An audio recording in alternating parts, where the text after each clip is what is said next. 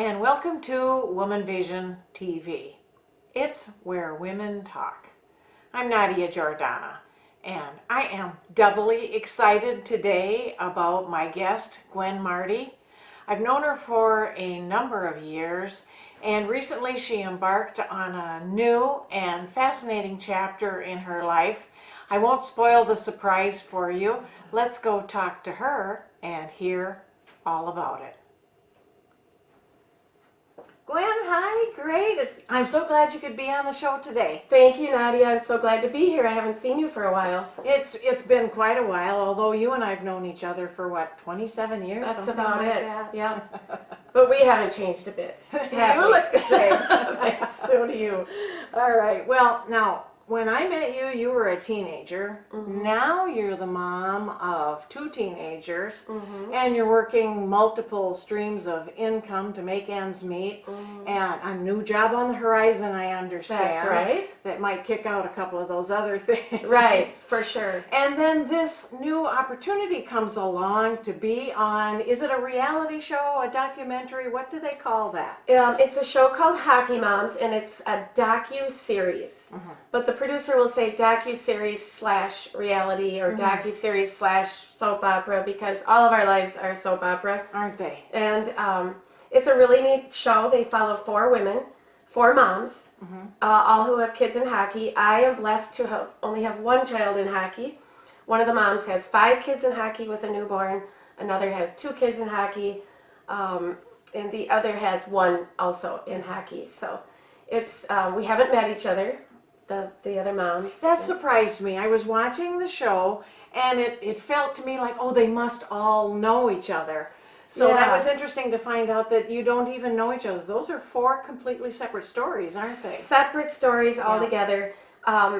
When I watch the show, I'm so interested to find out what's their life like. What does their house look like? You know, what are they doing on a day-to-day basis? And the producers couldn't have done a better job at finding 4 of the most vastly diverse, Very different. women, mothers, personalities. You know, we're all described quite differently in their bios. Yeah. Yeah, it's fun. Now, what did your kids think when they first heard? Well, everybody was pouring in, Gwen, you should apply, you should do this, send in this submission form. And so I printed it out and I looked at it, and it has to be done online, and then I thought about it, and I sat the kids down and I said, what do you think? And of course they're not really old enough to understand the repercussions that could come. And they're both like, yeah, that sounds good, let's do it. And I said, no, really, we have to really, really, really think about this. This could be a game changer. It could be very positive in our life, but we could also see a lot of negative stuff, which we've seen just a little bit. And we all agreed as a family we would do it. So I filled out this submission form, which was very lengthy, a lot of very detailed answers. And I managed to hit send about 60 minutes before the deadline for submissions. Okay. So I procrastinate, Yeah. which is part of my personality in the show that they are able to portray. And they asked for a family video. And I went, oh my God, it's an hour before the deadline. It's 11 o'clock at night. The kids aren't even here. So I went into my phone and I found a video of me walking backwards, serving a beer to a customer. I saw that. Yeah. And then I just sent some family selfie shots from Easter and Mother's Day, and I said, this is the best I can do. And apparently they liked it enough to call us again. So were there a lot of interviews before you got chosen? There was a lot of people that applied. Yes, I hear about 440 families applied, and we had 2 phone interviews, which were pretty extensive. I think they were really trying to capture your personality and how you can think on the spot. Yeah. And then we had a family audition. And once again, Gwen Marty style, it's the night before the family audition at KSTP, and I text the woman who interviewed me, who by the way was a writer for Days of Our Lives soap opera for 14 years. Oh, is that what's her? Do you? Joyce? Joyce, I know Joyce. You do? I do. I know love Joyce, her. Yes. Okay, so I text her and I said, anything I need to bring for tomorrow, and she says, well, you're supposed to have your skit prepared. And I went, skit? What skit? Because she gave directions in the body of the message. So usually, I just thought that was the end of the email. Yeah. So I went back to the email and it said have a 3 to 5 minute skit with your family prepared. Oh. It's homecoming football night. Kids are at homecoming. I am panicking. I'm thinking, do I bail? Do I quit? Do I not show up? And so I decided I had to do this skit on my own. And I did that. And I thought, hockey moms, hockey moms. All I can give them is who I really am. So we got there and the kids had no idea what was going on. We got, Highway 94 was shut down. We were late. It was just a disaster. Which part of, you know, again, portraying how my life really is. And I had the kids hold up a sheet. And they're like, what are you doing? Because they said, we're ready for your skit. I said, kids, take this bed sheet. And I had them each hold a corner like a curtain. And I had bags of my clothing. And behind the curtain, I literally changed down to my underwear with 8 producers standing there on the other side of the sheet. And I said, right now I'm selling a house. And I had my real estate sign. I went behind the curtain, changed clothes.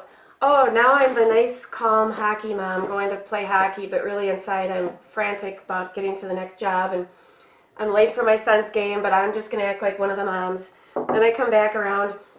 Now I have to go do a makeover. I do brides, I custom make makeup. So I came out with my makeup belt and makeup palettes. Then I changed clothes again, and I put on my brewery t-shirt, and I said, now I have to go serve beer at a brewery. And then I changed clothes again, and I put on my, what I wear at home, spandex. And I grabbed a martini glass and my rubber gloves and a frying pan. And I said, at the end of the day, I get home to the dirty dishes, make dinner, have a cocktail, and do it all again. And they just were like, so I put it all out there. Oh, what fun. Well, so then how long was it before you knew that you were actually chosen to be on the show? Our friend Joyce phoned me about a week and a half later and said, Gwen, you were fabulous. I loved it. She said, you left a definite impression on all of us. But unfortunately, I have to let you know that we've decided to go with families that have multiple kids in hockey. Kids, yeah. And it was almost like, thank God I didn't get it. Have you ever had that feeling? Yes. Like, thank you, God. It wasn't meant to be. I called the kids or I texted them and they said, oh, good. Like, they were nervous too. And I said, well, Joyce, keep me in mind. And if you ever need an extra or need me to fill in any of the episodes with the other families, I'd be happy to do so. She's like, Gwen, I just, you know, we're just so sweet. And 2.5 weeks later, I'm putting my makeup on to go to one of the 5 jobs. And the phone rings, and I see her name on caller ID, and I go, oh, God, she's going to ask me to be in the show. Yeah. And I literally, it was on my bed, and I went, should I pick it up or shouldn't I? Because if you don't pick up, they might call the next person in line. And I was just like, I just didn't know. And I picked it up, and sure enough, she said, we've changed our mind. We want you in the show. And by the way, my son's hockey tryouts were 48 hours later. She goes, has he had tryouts yet? I said, this was a Tuesday. I said, they're Thursday. And she's like, okay, the cameras will be at your house at 5 o'clock Thursday. Oh, gosh. By the way, I wasn't, I had to travel to Grand Rapids and back in between that time. Yeah. Between this phone call and 48 hours later. So I was just, to have people come to your home. And natural or not, you want that house clean when the cameras are coming. You have never seen anybody clean so fast. I did a 3-hour, I did floors, toilets, walls, everything. Yeah. So it's amazing though how forgiving the camera is for certain things that just don't ever show, which you learn later on. Later on. on. I don't have to clean that. It's not going to show. Yeah. I'm like, do I have a chin hair coming out? Will they see that? They're not going to see that. No, they've been really great. They come to the house about every couple weeks. I send them my schedule. I'll say, here's a hockey dance event, a hockey event, practice, a game. Here's my work schedule. Here's my window that's open. Here I'm having a party, a New Year's Day party. And I just let them tell me what they want to come film. And I know they'll be in and out in about 2 to 5 hours, depending on the event. And we try to capture some home life, some interaction with the kids and I, and maybe like a game all in one visit. Now, so then, was this all happening last winter, or is this happening as Oh, now. so this is in between episodes you're filming for the next episode? They are literally filmed in this last 5 days for things that may end up in episode 4 this Saturday. Oh, gosh. They're working on it right now. That's even more interesting to me because I've been watching and I'm thinking this all happened last winter and it's all in the can. And you've been quiet, and now the show has been released, so it's all happening. Which now. is what real reality shows do. Yeah, They okay. film in advance, tweak it, to make everybody look crazy. The magic happens in the editing room. Yeah. No, they're following us through this season, and it'll end literally. I'm so naive to hockey. Right before the AA high school hockey stuff is on TV, our 11-week series will end right at that. Oh, that makes it even more interesting. Well, so you do get your downtime in between when the cameras aren't there, so it's not like it's 24/7. No. Which I think some reality, the Big Brother House or some of those other shows do that, but that's a little different. Now that I've had this experience, I watch other shows and they give you the illusion of being around you all the time. Yeah.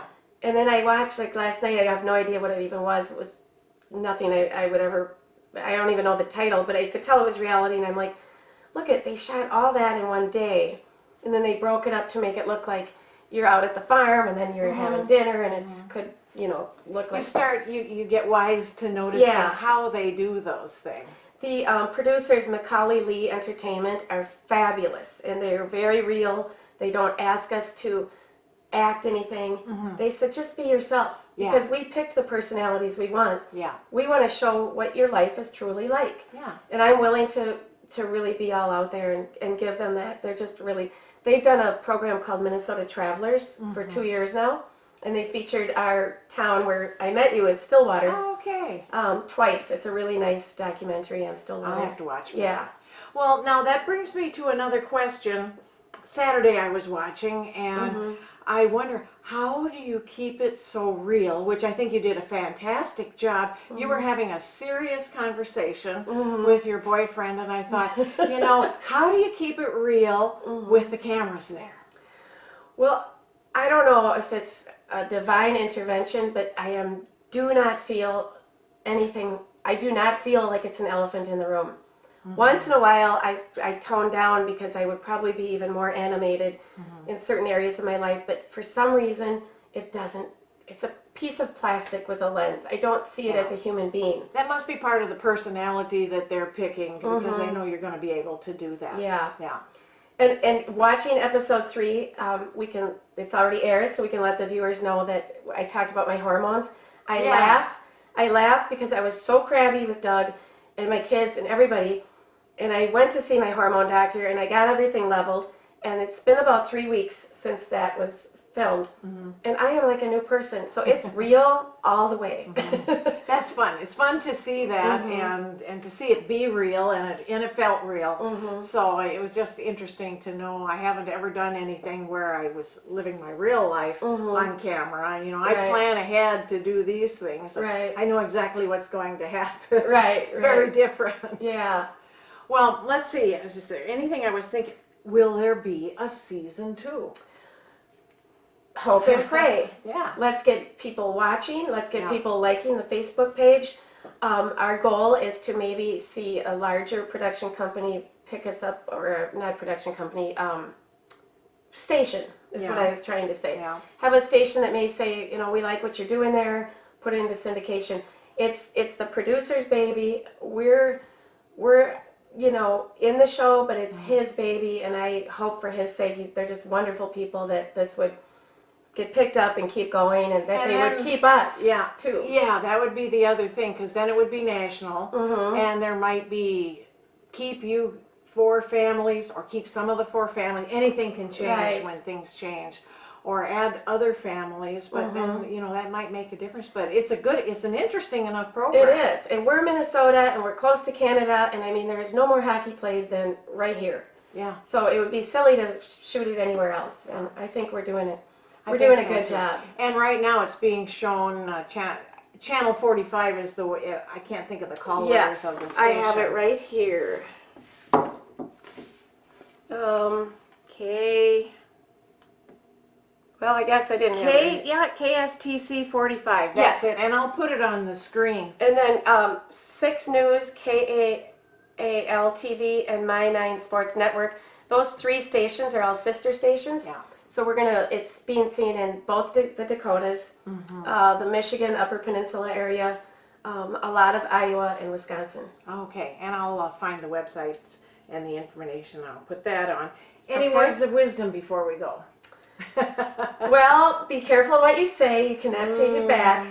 And I at 51, almost 52 years old, I feel that if there's something inside of you that you've always wanted to do, whether it's this field or writing a book or whatever, like you're doing, just go out and do it. Yeah. And the beauty of aging is to be able to brush off, not be so worried what everybody thinks, Yes. and say, I'm living for me right now. Because this kind of a thing can make you look very into yourself. And when people don't understand, if you've spent your whole life wanting to be an actress or do radio or TV, they don't understand that you got to get, Wayne Dyer said, don't die with your music still in you. Yes. And I'm not going to die with my music still in me. And this is one of the steps that the good Lord's put in my path. So, I think it's fantastic. thank you.